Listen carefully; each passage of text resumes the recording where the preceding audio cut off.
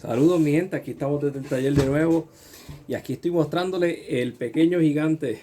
Este fue un cuatro que hice al estilo de los cuatros que se hacían en el siglo XIX.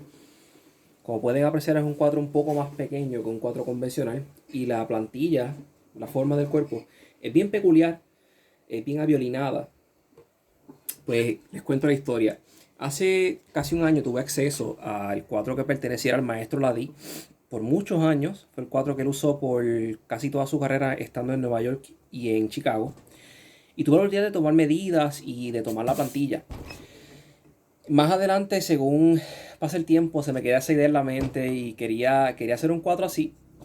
Es un instrumento bien retante para hacer porque por ser un cuatro más pequeño es difícil lograrle un sonido que tenga cuerpo, sonido que sea como el que se usa actualmente en los cuatros, ¿verdad?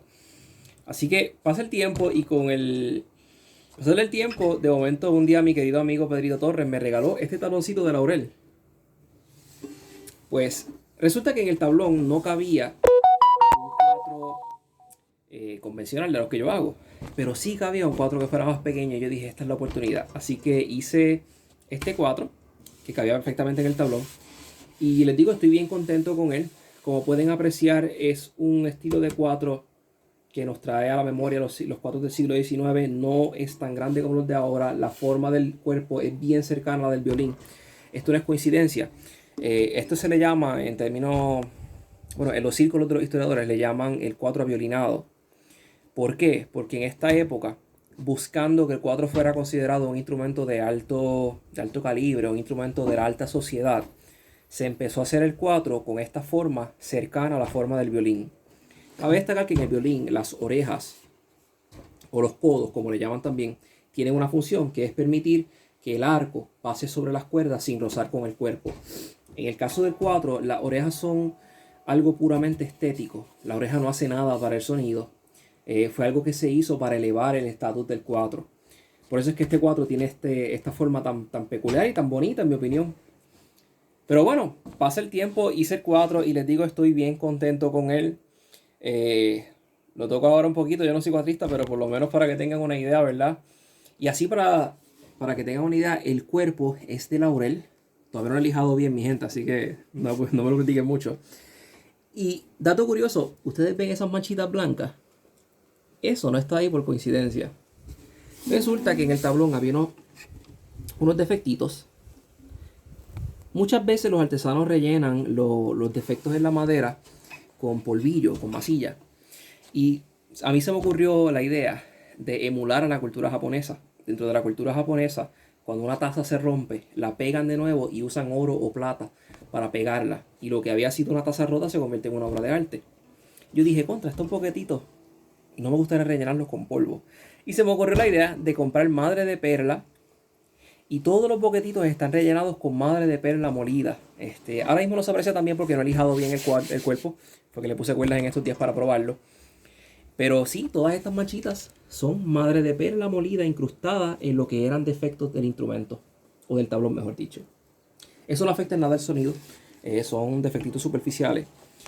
Y bueno, mi gente, vamos a ver cómo suena esto.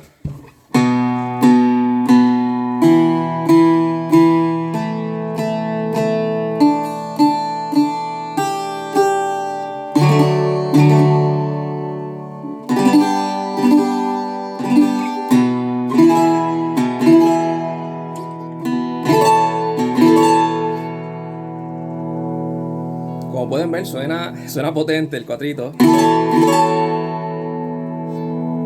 Y tiene un muy buen sustain. A pesar de ser un cuatro pequeñito, tiene un buen bajo. O sea, es un instrumento bien balanceado. O sea, que puedo acompañar con él.